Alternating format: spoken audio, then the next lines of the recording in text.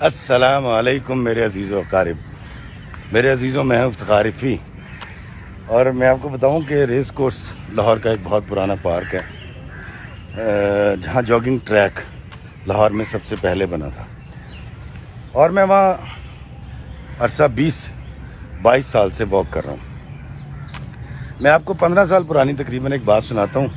میں جب وہاں واک کیا کرتا تھا، سٹارٹ کی تھی، تو وہاں ایک کوئی 90 سال کے ایک سفید رنگ کے بوڑھے، ان کے سفید بال تھے اور کلین شیف تھے وہ، اور ایک اپنے وہ سوٹ پہن کے آتے تھے 2 پیس 3 پیس، اور اسی رنگ کی انہوں نے کیپ پہنی ہوتی تھی، اور ان کے ساتھ ایک بڑی خوبصورت ایک بڑھیا تھیں جو ان کی بیگم صاحبہ تھیں، اور وہ سٹک پکڑ کے واک کیا کرتے تھے بڑے آہستہ آہستہ، اور وہ جب بھی میرے پاس سے گزرتے یا کسی کے پاس سے گزرتے تو بڑی پاٹدار آواز میں کہتے تھے السلام علیکم، تو ہم سارے جواب دیا کرتے تھے وعلیکم السلام۔ تو میں ان کے بارے میں سوچا کرتا تھا یہ بزرگوار کون ہے اور مجھے سلام کیوں کرتے ہیں۔ میرے اندر یہ ایک سوال پیدا ہو گیا، تجسس پیدا ہو گیا۔ دوستو، ایک دن میں واک کر کے آگے اسٹڈی میں بیٹھا، تو وہ دونوں میاں بیوی اسٹڈی میں بیٹھے ہوئے تھے اور انگریزی اخبار پڑھ رہے تھے، ریس کورس پارک کی اسٹڈی جو تھی۔ میں ان کے وہاں جا کے بیٹھا تو انہوں نے مجھے دیکھتے ہی اتفاق سے کہا السلام علیکم۔ میں کہا جی وعلیکم السلام۔ میں ان کے پاس بیٹھا تو مجھے بات کرنے کا موقع ملا، تو میں نے کہا سر، میں آپ سے پوچھنا چاہتا ہوں، آپ ہر گزرتے شخص کو جو آپ کو کراس کرتا ہے واک کرتے ہوئے، آپ سلام کیوں کرتے ہیں؟ آپ تو مجھے نہیں جانتے، مجھے بھی سلام کرتے ہیں، اور میں عمر میں آپ سے بہت چھوٹا ہوں۔ انہوں نے بڑی خوبصورت بات بتائی جو میں آج آپ کے ساتھ شیئر کروں گا۔ وہ کہتے ہیں کہ میں ایک بڑا ریٹائرڈ فوجی افسر ہوں، اور میں نے 65 کی جنگ بھی لڑی، اور میں نے ساری جنگیں لڑی جو پاکستان میں ہوئیں، اس سے پہلے کی بڑی ایک ہسٹری تھی ان کی۔ اور وہ کہتے ہیں کہ جی میری بڑی عزت تھی اور بڑا احترام تھا، اور آج بھی ہے، لیکن میرے اندر ایک بری عادت یہ تھی کہ میں ابیوز کیا کرتا تھا، مجھے گالی دینے کی عادت تھی۔ تو کہتے ہیں کہ میں نے 70s کے آخر میں جب ڈرائیور کی عموماً تنخواہ جو ہے وہ 700-800 روپے مہینہ ہوتی تھی، کہتے ہیں میں نے ایک ڈرائیور رکھا جس کا نام صابر تھا۔ وہ ایک گاؤں سے آیا تھا، ایک نوجوان اور بڑا ماہر ڈرائیور تھا۔ تو میں نے اس کو نوکری پہ رکھا اور میں نے اس کی تنخواہ رکھی 1600 روپے مہینہ۔ اچھا، صرف 1600 روپے مہینہ تنخواہ نہیں تھی، بلکہ صابر کو اور اس کی بیوی بچوں کو انیکسی میں انہوں نے رہنے کے لیے جگہ بھی دے دی، اور 2 ٹائم کا کھانا بھی کوٹھی سے ہی جاتا تھا ان کی۔ تو وہ کہتے ہیں کہ جی میں نے صابر کے ساتھ بھی وہی رویہ رکھا جو میں لوگوں کے ساتھ رکھتا تھا۔ صابر میرے پاس کو 5 سال رہا، بڑا اچھا تھا، نظر جھکا کے رہتا تھا، اور مطلب کوئی سیکرٹ آؤٹ نہیں کرتا تھا، کیونکہ سیکریسی بھی ہوتی ہے انسان کی۔ لیکن میں کچھ عرصے سے دیکھ رہا تھا اس کی کچھ نظریں بدلی ہوئی تھیں۔ تو ایک دن ایک بڑا سرکاری تقریب تھی جہاں سے میں بڑی تعریفیں بٹور کے جب گھر واپس لوٹا ہوں، رات کا وقت تھا، دیر ہو چکی تھی، تو اس نے گاڑی جب ریورس کی تو وہ گملے سے ٹکرا گئی اور گملہ ٹوٹ گیا۔ کہتے مجھے بڑا شدید غصہ چڑھا، اور میں نے اس کو غصے کے عالم میں بہت برا بھلا کہا، اور میں نے جو میرا انداز تھا میں نے اس کو ابیوز کیا۔ کہتے صابر نے 2 بار مجھے کہا صاحب جی گالی نہ دیں، خدا دا واسطہ گال نہ کڈو، لیکن میرا غصہ تیش عروج پہ تھا۔ میرا یہ جوانی کا بھی پیک ٹائم تھا، اور میرا یہ کریئر کا بھی پیک ٹائم تھا۔ تو کہتے جی میں نے اس کو برا بھلا کہا، اور اس نے میرے آگے چابی کی۔ انہوں نے کہا صاحب جی آپ دوسرے ڈرائیور کا بندوبست کر لیں، اور میں آپ کے ساتھ کام نہیں کر سکتا۔ کہتے میں نے سوچا کہ بکواس کر رہا ہے، اتنی آسائشیں، اتنی تنخواہ اس کو کہاں ملنے والی ہے، یہ تو اس دور کے 18ویں اسکیل کے افسر کی تنخواہ بھی نہیں تھی اتنی۔ تو کہتے میں نے اس کو کہا دفع ہو جاؤ، اور وہ چلا گیا۔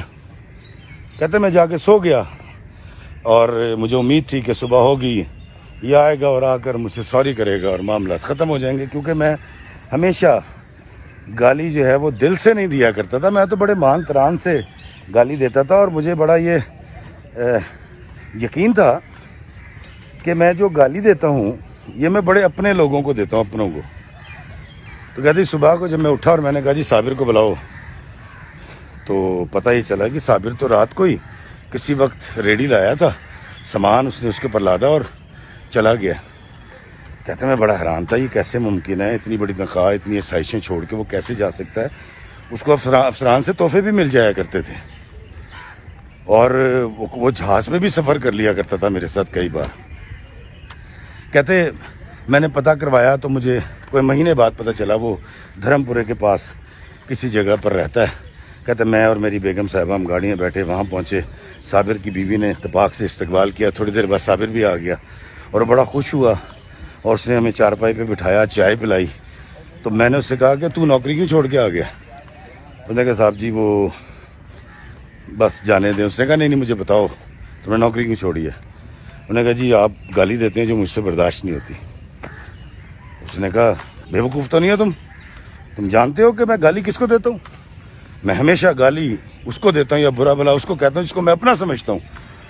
تو صابر نے کہا کہ باؤ جی اگر آپ اپنوں کو گالیاں دیتے ہیں تو پھر آپ مجھے غیر سمجھیں. مجھے گالی اچھی نہیں لگتی. میرے پاس کچھ نہیں ہے لیکن میرے پاس میری عزت نفس ہے جو میں کسی کے ہاتھوں پامال نہیں کروا سکتا. کہتے میں بڑا حیران ہوا. میں نے کہا یہ پاگل آدمی ہے, اس کا دماغ سیدھا ہو جائے گا جب یہ بھوکا مرے گا. تو میں نے اس سے پوچھا نوکری کیا کرے؟ اس نے کہا باؤ جی کوئی نوکری نہیں ملی ابھی تک, تو ابھی دیکھتے ہیں اللہ جس طرف لے جائے گا وہاں چلے جائیں گے. تو کہتے میں نے اس سے کہا کہ اچھا تم ایک کام کرو, تم واپس آؤ نوکری پہ, یہ سامان سارا باندھ کے کھڑا ہو اور میں تمہاری تنخواہ 2000 روپے مہینہ کر دیتا ہوں. اس نے کہا نہیں باؤ جی میں 2000 روپے نہیں چاہیے. آپ مجھ سے یہ وعدہ کر لیں کہ آپ مجھے گالی نہیں دیں گے, ڈانٹیں گے نہیں, تو آپ مجھے نا 800 روپے مہینہ میری تنخواہ کر دیں لیکن مجھے میری عزت لوٹا دیں جو مجھے میرے اللہ نے اور سوسائٹی نے دے رکھی ہے. وہ صاحب کہتے ہیں جی کہ میں نے کہا تم بے وقوف آدمی ہو اور بھوک تمہاری اکڑ نکال دے گی, تمہارا دماغ صحیح ہو جائے گا اور تم آؤ گے. یہ کہہ کر کہتے میں وہاں سے واپس آ گیا.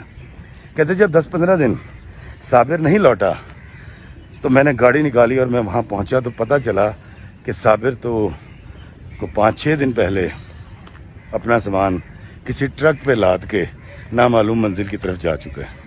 کہتے اس کے بعد میں نے جب اپنے دائیں بائیں نظر دوڑائی اور میں نے اپنے کچھ سبارڈینیٹ سے اور اپنے ساتھ کام کرنے والے چھوٹے لوگوں سے یا رشتہ داروں سے میں نے جب پوچھا کہ سچ سچ بتانا کہ میں نے صابر کے ساتھ زیادتی کی, تو سب نے کہا ہاں جی بالکل زیادتی کی. اور کچھ لوگوں کا یہ بھی کہنا تھا کہ ہم آپ کو کہتے نہیں ہیں جو صابر کہہ گیا, اور ہمیں بھی آپ کی گالی اور اس طرح بات کرنا اس طرح ڈانٹنا اچھا نہیں لگتا. دوستو وہ بزرگوار ان کی آنکھوں میں گلیر تھی اور وہ کہتے ہیں کہ میں پچھلے 40 سال سے بلکہ 50 سال سے صابر کو ڈھونڈتا پھر رہا ہوں, اور میرے ارد گرد جتنے بھی صابر تھے جو میرے رشتہ داروں کی شکل میں تھے, سبارڈینیٹ تھے, ہمسائے تھے یا راہگیر تھے, میں تمام کی عزت نفس کا بہت خیال کرتا ہوں. اور مجھے یہ بات بڑی اچھی طرح سمجھ آ گئی ہے کہ انسان کو عزت چاہیے, احترام چاہیے, توقیر چاہیے.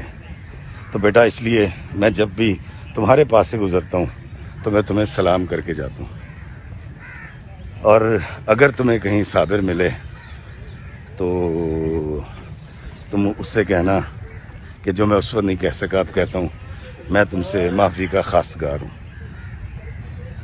وہ بزرگ چلے گئے دوستوں, ان کو تو ان کا صابر نہ مل پایا, لیکن مجھے یہ بڑا احساس ہوا اور میں نے کھوجنا شروع کیا کہ میرے ارد گرد کتنے صابر موجود ہیں جن کی عزت نفس میں پامال کرتا ہوں, اور یہ کہہ کر کہ یار میں تو گال انہوں کٹنا وا جنہوں میں اپنا سمجھنا وا, تو افتخار فی تو غیر سمجھ لے گال نہ کٹ.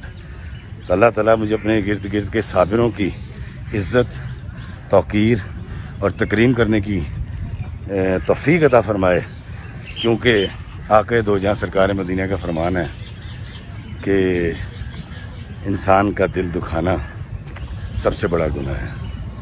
اللہ ہمیں آسانیاں عطا فرمائے اور آسانیاں تقسیم کرنے کا شرف عطا فرمائے. آمین. السلام علیکم ورحمۃ اللہ وبرکاتہ.